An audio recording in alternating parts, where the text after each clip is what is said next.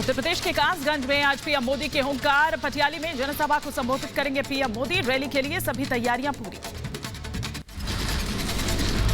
कासगंज में रैली में पीएम मोदी के साथ उत्तर प्रदेश के मुख्यमंत्री योगी आदित्यनाथ, डिप्टी सीएम केशव प्रसाद मौर्य, केंद्रीय मंत्री अर्जुन मेघवाल भी रहेंगे मौजूद। रैली में कई स्थानीय बीजेपी नेता भी होंगे शामिल। कासगंज में 53 साल बाद किसी प्रधानमंत्री की रैली। रैली में 8 विधानसभाओं के लोग होंगे शामिल। रैली के लिए बीजेपी कार्यकर्ताओं में जबरदस्त उत्साह। पीएम मोदी की रैली का 18 विधानसभाओं में 89 स्थानों पर होगा वर्चुअल प्रसारण। बरेली, हाथरस, फिरोजाबाद, एटा और फर्रुखाबाद के लोगों को वर्चुअली संबोधित करेंगे मोदी। पीएम मोदी आज अल्मोड़ा में भी जनसभा को करेंगे संबोधित। 14 विधानसभाओं के मतदाताओं को करेंगे संबोधित। सिमखनी मैदान में होगी रैली। मुख्यमंत्री योगी आज शाहजहांपुर, बदायूं में भी जनसभा को करेंगे संबोधित। शाहजहांपुर के रामलीला मैदान में रैली के बाद बदायूं में भी जनसभा को करेंगे संबोधित। उत्तर प्रदेश के बरेली में आज मुख्यमंत्री योगी की जनसभा। रैली के बाद पटेल चौक पर रोड शो करेंगे मुख्यमंत्री योगी। मिशन यूपी पर गृह मंत्री अमित शाह आज बरेली और शाहजहांपुर में करेंगे प्रचार। बरेली की 2 विधानसभाओं और शाहजहांपुर की 1 विधानसभा में जनसभा को करेंगे संबोधित। बीजेपी अध्यक्ष जेपी नड्डा आज गोवा के दौरे पर। गोवा में 3 रैलियों को करेंगे संबोधित। पार्टी उम्मीदवारों के लिए करेंगे प्रचार। डिप्टी सीएम केशव प्रसाद मौर्य अमरोहा, संबल और मुरादाबाद में जनसभा को करेंगे संबोधित। पार्टी कार्यकर्ताओं से भी मिलेंगे केशव प्रसाद मौर्य। समाजवादी पार्टी के राष्ट्रीय अध्यक्ष अखिलेश यादव का रामपुर दौरा आज। कार्यकर्ताओं के साथ बैठक के बाद लोगों के साथ जनसंपर्क करेंगे अखिलेश यादव। एआईएमआईएम प्रमुख असदुद्दीन ओवैसी सहारनपुर और मुरादाबाद के दौरे पर। सहारनपुर देहात में एक जनसभा को करेंगे संबोधित। दोपहर 3 बजे देवबंद जाएंगे ओवैसी। मऊ सदर विधानसभा से चुनाव लड़ेंगे मुख्तार अंसारी। सुहेल देव भारतीय समाज पार्टी से मुख्तार अंसारी चुनाव लड़ेंगे। जयंत चौधरी आज सहारनपुर में गठबंधन प्रत्याशियों के लिए मांगेंगे वोट। सहारनपुर में 3 जनसभाओं को करेंगे संबोधित। अरविंद केजरीवाल के गोवा दौरे का आज दूसरा दिन। रैली को संबोधित करेंगे। पार्टी नेताओं के साथ करेंगे बैठक।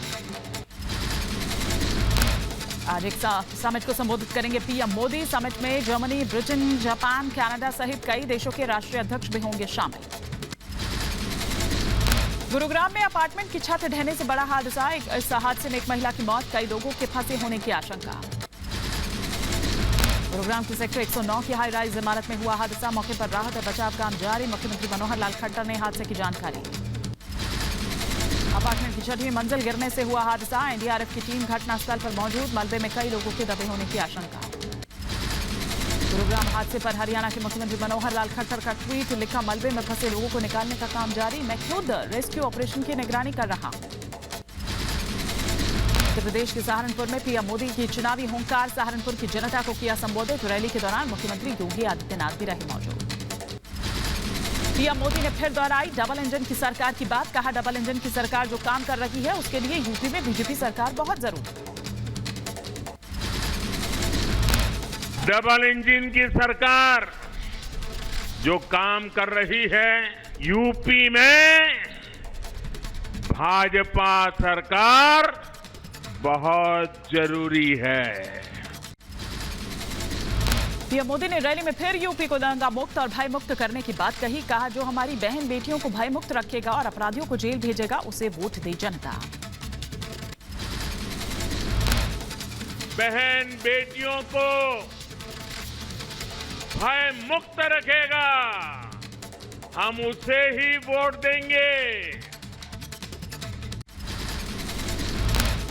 पहले चरण के मतदान पर जनता की पीएम ने की सराहना। कहा, ठंड में लोग वोट डालने के लिए कतार में लगे। इस बात से खुशी हुई कि जनता को देश की चिंता है।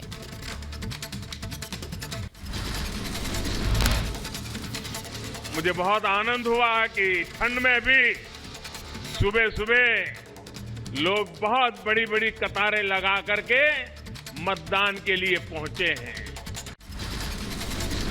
वैक्सीन के बहाने पीएम मोदी का विपक्ष पर हमला। कहा, सत्ता में घोर परिवारवादी होते तो वैक्सीन रास्ते में ही कहीं बिक जाती। गरीब जनता तक तो पहुंच ही नहीं पाती।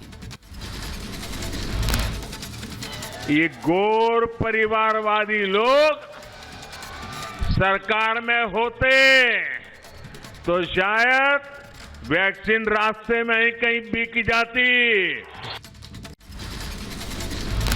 पीएम मोदी ने पिछली सरकारों पर बोला हमला, कहा गन्ना किसानों को जितना पैसा पहले की सरकारों के 10 साल में मिला था उससे ज्यादा राशि योगी जी की सरकार ने उन्हें दी। पहले की सरकारों के 10 साल में मिला था उससे ज्यादा राशि योगी जी की सरकार ने उन्हें दी है। पीएम मोदी ने फिर की जनता से अपील, कहा परिवारवादी लोगों के बहकावे में ना आए जनता, ये सिर्फ जनता से लगातार खोखले वादे करते हैं। परिवार से बाहर देखना ही नहीं, सोचना ही नहीं, आपकी चिंता कभी करनी ही नहीं। भाइयों बहनों, हम स्थायी समाधान के लिए कदम उठाते हैं। उत्तर प्रदेश के सहारनपुर पहुंचे प्रधानमंत्री मोदी का लोगों ने किया भव्य स्वागत। सड़कों के किनारे खड़े होकर लोगों ने लगाए मोदी योगी के नारे, पीएम ने हाथ हिलाकर किया अभिवादन। रैली के दौरान मुख्यमंत्री योगी ने पीएम मोदी को दिया तोहफा, पीएम को स्टैच्यू और हल गिफ्ट किया। सहारनपुर में मुख्यमंत्री योगी ने जनता को किया प्रणाम, सहारनपुर की जनता को किया संबोधित। सहारनपुर में रैली में वैक्सीन को लेकर सीएम योगी विपक्ष पर बरसे, कहा विपक्ष ने वैक्सीन के खिलाफ दुष्प्रचार किया, वैक्सीन को मोदी वैक्सीन बताया, आज उनको जवाब देने का वक्त। भाइयों बहनों, जो लोग वैक्सीन के खिलाफ दुष्प्रचार करते थे, कहते थे ये वैक्सीन मोदी वैक्सीन है, आज उनको जवाब दीजिए। रैली में बोले मुख्यमंत्री योगी, कहा यह नए भारत का नया उत्तर प्रदेश है जहां अराजकता नहीं है, ना ही कर्फ्यू है और नए यूपी में आस्था का सम्मान होता है। ये नए भारत का नया उत्तर प्रदेश है जहां पर अराजकता नहीं, कर्फ्यू नहीं, आस्था का सम्मान करते हुए पश्चिम में कांवड़ यात्रा निकलती है। पिछली सरकारों पर सीएम योगी का हमला, कहा पहले की सरकारें दंगा कराती थी, कर्फ्यू लगाती थी, जनता को त्योहार नहीं मनाने देती थी। उस समय किस प्रकार की अराजकता थी? सरकार एक तरफ कर्फ्यू लगा करके, दंगा करा करके कर्फ्यू लगाती थी, पर्व और त्योहार नहीं मनाने देती थी। सहारनपुर की रैली में मुख्यमंत्री योगी ने जनता को फिर याद दिलाए दंगे, कहा पश्चिमी उत्तर प्रदेश की जनता ने झेला है दंगे का दर्द, सिर्फ पलायन और दंगा ही इतिहास रहा है। पहले यहां पर दंगा करवाते थे, पश्चिमी उत्तर प्रदेश में कभी भूल नहीं सकता। ये वही क्षेत्र है जहां पर कभी व्यापारी प्लान करता था। मुख्यमंत्री योगी ने किया डबल इंजन की सरकार का जिक्र, कहा यूपी की जनता को डबल इंजन से फायदा, प्रदेश के हित में डबल इंजन सरकार। हमारी सरकार आई, भारतीय जनता पार्टी की डबल इंजन की सरकार ने डार्क जोन से मुक्त करके 24 घंटे बिजली देने का काम भी किया। मुख्यमंत्री योगी ने प्रदेश में महिला सुरक्षा को बताया सरकार की प्राथमिकता, कहा पहले महिलाएं बेटियां महफूज नहीं थी, सड़क पर निकलने से लगता था डर। जो गुंडे और सौदे बेटियों की सुरक्षा के लिए खतरा बने हुए थे, आज मैं 5 साल के बाद कह सकता हूं ये अपराधी और माफिया आज उत्तर प्रदेश की धरती से या तो छोड़ करके जा चुके हैं। मुख्यमंत्री योगी ने पिछली सरकारों पर साधा निशाना, कहा माफिया राज, गुंडा राज खत्म करने की सिर्फ बातें होती थी, लेकिन बीजेपी की सरकार ने ये करके दिखाया। आपके सामने कुछ संकल्प लेकर के आई थी और वह संकल्प था उत्तर प्रदेश में हम माफिया राज और गुंडा राज समाप्त करेंगे। सहारनपुर को लेकर विपक्ष पर भड़के मुख्यमंत्री योगी, कहा सपा बसपा ने माफियाओं, घोटालों और दंगों की सौगात दी थी, हमने कॉलेज, सड़कें, एक जिला एक उत्पाद जैसी योजनाओं की सौगात दी, फर्क साफ है। देवभूमि में पीएम मोदी का चुनावी प्रचार, उत्तराखंड के श्रीनगर में जनता को किया संबोधित, कहा उत्तराखंड की आपने लगाव और रिश्ते का अपना जिक्र भी किया। उत्तराखंड के लिए बीजेपी के मैनिफेस्टो पर बोले पीएम मोदी, कहा यह संकल्प पत्र इस दशक को, उत्तराखंड को दशक बनाने में बड़ी भूमिका निभाएगा। युवाओं, महिलाओं, किसानों सभी के लिए नए संकल्प लिए गए हैं। ये संकल्प पत्र इस दशक को उत्तराखंड का दशक बनाने में बहुत बड़ी भूमिका निभाएगा। प्रधानमंत्री मोदी ने कांग्रेस की सेना की राजनीति को लेकर बोला हमला। कहा कांग्रेस ने जनरल बिपिन रावत जी के कटआउट लगाकर वोट मांगे थे। कुर्सी के लिए कोई इस सीमा तक जा सकता है, मुझे विश्वास नहीं हो रहा। अपने प्रचार में जनरल बिपिन रावत जी के कटआउट लगाकर वोट मांग रही है। कोई इस सीमा तक जा सकता है, मुझे विश्वास ही नहीं हो रहा। पीएम मोदी ने कांग्रेस पर सैनिकों से नफरत करने का लगाया आरोप। कहा जनरल रावत को देश का पहला सीडीएस बनाए जाने पर भी खूब सियासत की थी। बिपिन रावत जी को सड़क का गुंडा तक कह डाला था। ये बातें उत्तराखंड के लोग कभी भूल नहीं सकते। जनरल रावत को देश का पहला सीडीएस बनाए जाने पर भी खूब सियासत की थी। सड़क का गुंडा तक कह डाला था। वन रैंक वन पेंशन को लेकर विपक्ष पर हमलावर पीएम। कहा इतने साल तक ये सत्ता में थे लेकिन वन रैंक वन पेंशन को लेकर झूठ बोलते रहे। ये हमारी ही सरकार है जिसने वन रैंक वन पेंशन की व्यवस्था लागू की। इतने सालों तक ये सत्ता में थे लेकिन वन रैंक वन पेंशन को लेकर झूठ बोलते रहे। श्रीनगर की जनता से पीएम मोदी की वोट अपील। कहा 14 तारीख को बेईमानी और भ्रष्टाचार को ब्लॉक कर दें जनता। वंशवाद और परिवारवाद का रास्ता करे बंद। 14 तारीख को बेईमानी और भ्रष्टाचार को ही रोक दें। वंशवाद और परिवारवाद को ब्लॉक कर दें।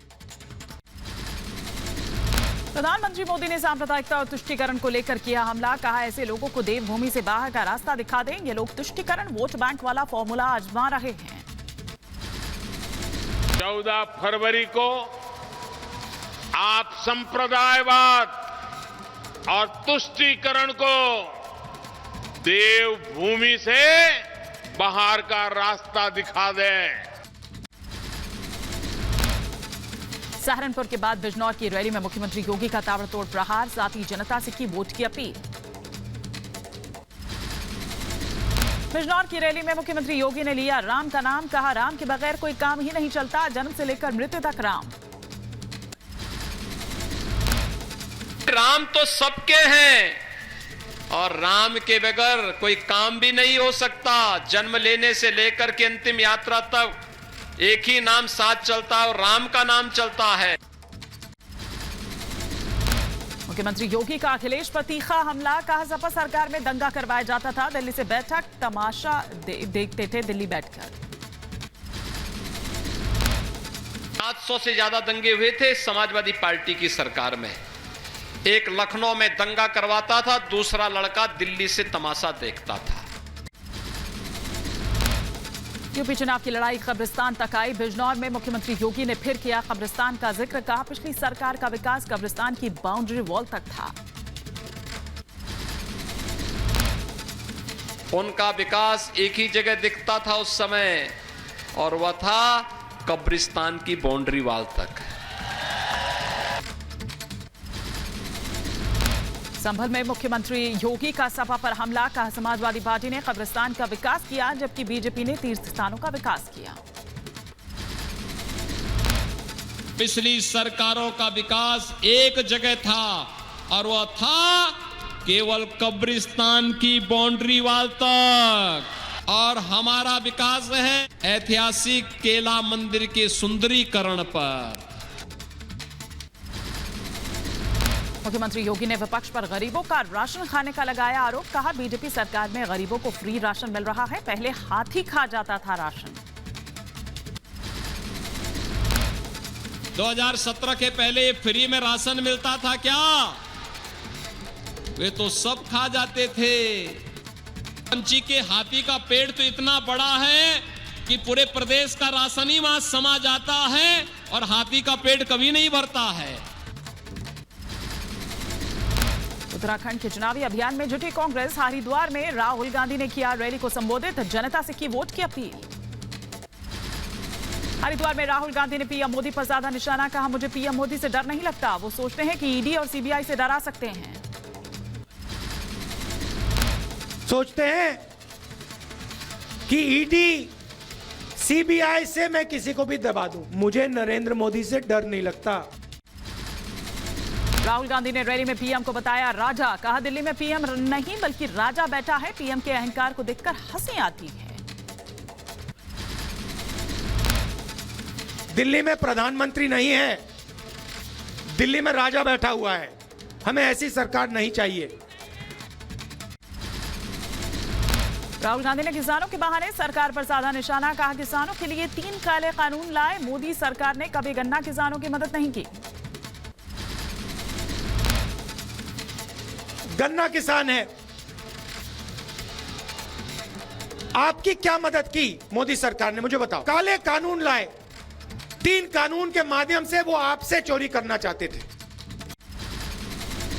70 साल के काम पर राहुल गांधी का पीएम को जवाब, कहा पीएम कहते हैं 70 साल में कुछ नहीं हुआ, तो फिर सड़क रेल बाकी संसाधन कहां से आ गए। देश से कहते हैं पिछले 70 सालों में कुछ नहीं हुआ, ये सड़कें जो बनी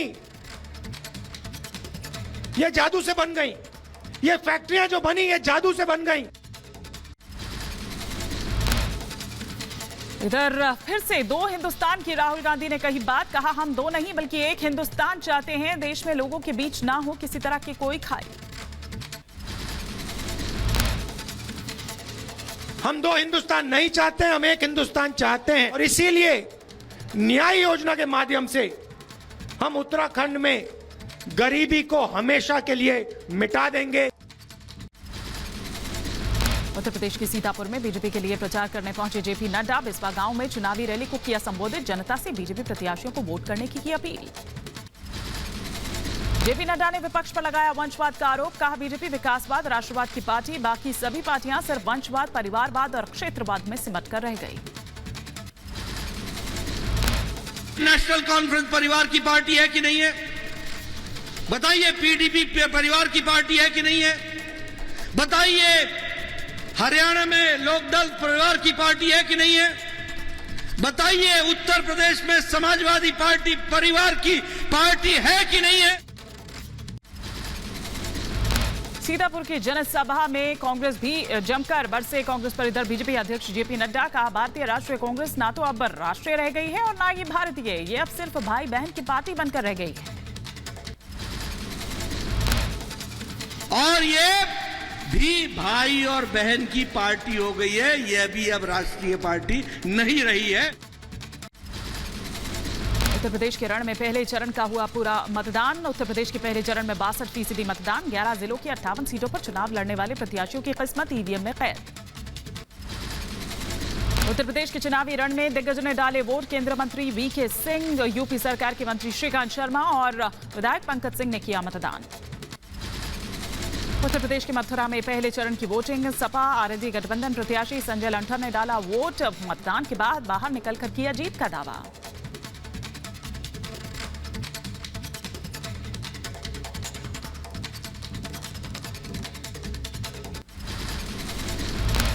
मेरठ में शांतिपूर्ण तरीके से हुई वोटिंग, डीएम के बालाजी ने पोलिंग बूथ्स पर रखी निगाह, चाक चौबंद सुरक्षा के इंतजाम।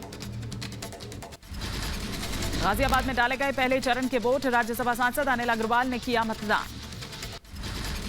मुजफ्फरनगर के बुढ़ाना में पहले चरण की वोटिंग, बीजेपी प्रत्याशी उमेश मलिक ने डाला वोट, अपने क्षेत्र की जनता से किया मतदान की अपील। आरएलडी अध्यक्ष जयंत चौधरी ने नहीं डाला वोट, बिजनौर में रैली करने की वजह से जयंत ने नहीं किया मताधिकार का इस्तेमाल, बीजेपी ने कसा तंज, कहा अभी से मान ली हार।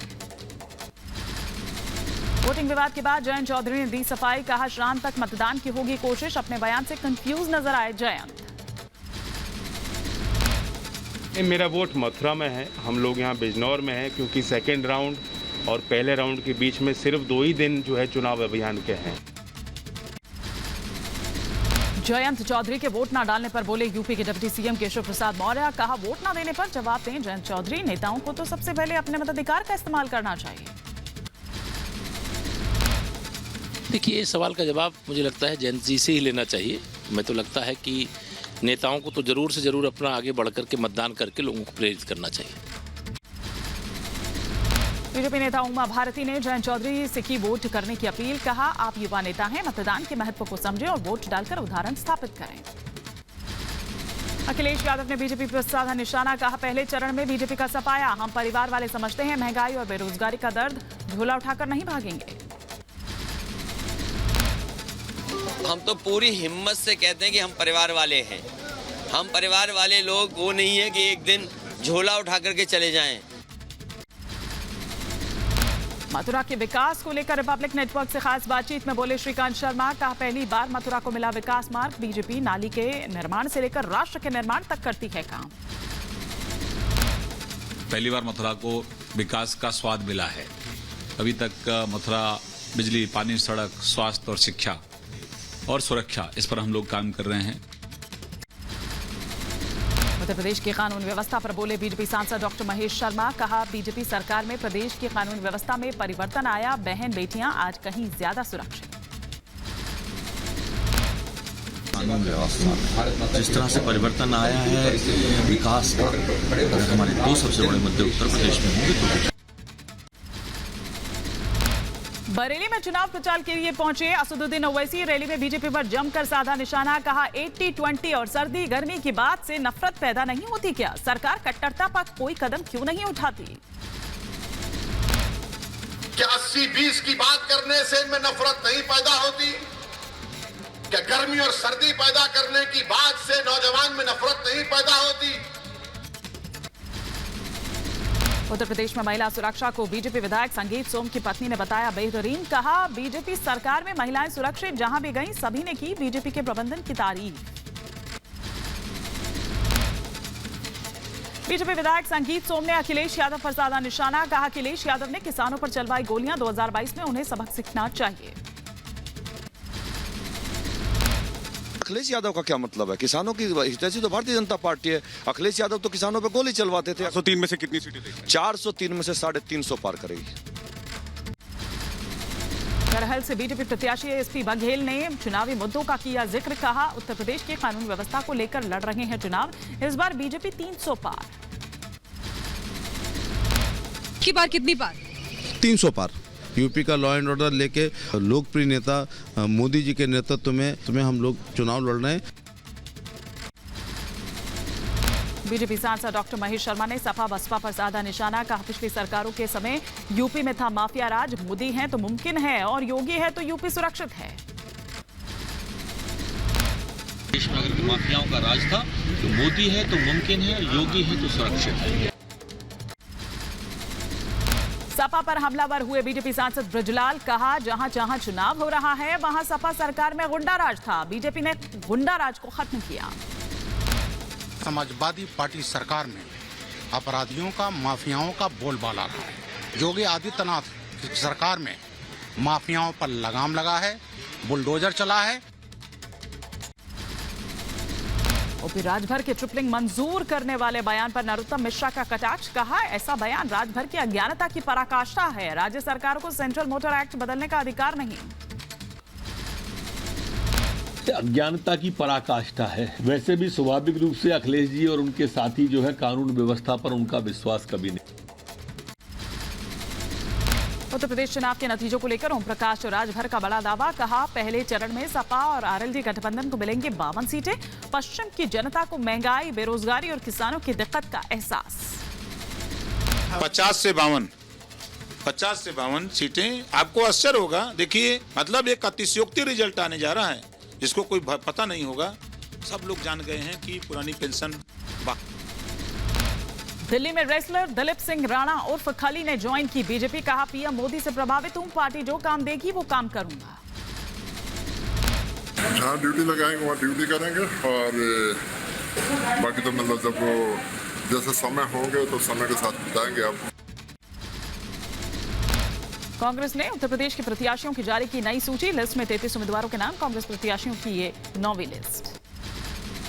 उत्तर प्रदेश के मुजफ्फरनगर में राकेश टिकैत ने बीजेपी प्रत्याशी से की मुलाकात। सदन विधानसभा में वोट डालते समय हुई बातचीत। छोटू राम इंटर कॉलेज में वोट डालने आए थे राकेश टिकैत।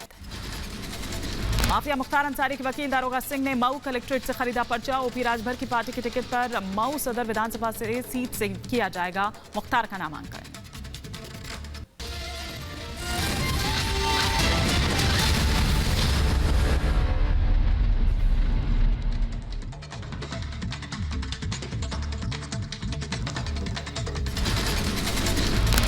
उत्तराखंड के 2 दिवसीय दौरे पर मध्य प्रदेश के मुख्यमंत्री शिवराज सिंह चौहान जनसभाओं को करेंगे संबोधित। बीजेपी के लिए कर रखे हैं वोट की अपील। उत्तराखंड चुनाव के लिए बीजेपी का ताबड़तोड़ प्रचार जारी। उधम सिंह नगर पहुंचे मुख्यमंत्री पुष्कर धामी। चामुंडा देवी मंदिर में भी टेका मत्था। पंजाब कांग्रेस चुनाव समिति के अध्यक्ष बने बिट्टू। 3 सांसदों ने पार्टी के फैसले का किया विरोध। चुनाव प्रचार से दूर रहेंगे तीनों सांसद। गोवा में कांग्रेस का चुनाव प्रचार। कांग्रेस नेता सचिन पायलट पहुंचे पणजी। चुनाव में प्रचार को लेकर कार्यकर्ताओं से की चर्चा। हिजाब केस पर सोमवार को कर्नाटक हाईकोर्ट में फिर होगी सुनवाई। सुनवाई तक कोई भी धार्मिक चीज न पहनने का आदेश। कोर्ट ने कॉलेज खोलने का आदेश दिया। सुप्रीम कोर्ट पहुंचा कर्नाटक हिजाब विवाद। कपिल सिब्बल ने सीजेआई के सामने रखा मामला। कोर्ट से सुनवाई का किया आग्रह। सीजेआई ने कहा, हमारा दखल अभी ठीक नहीं, हाईकोर्ट को तय करने दीजिए फैसला।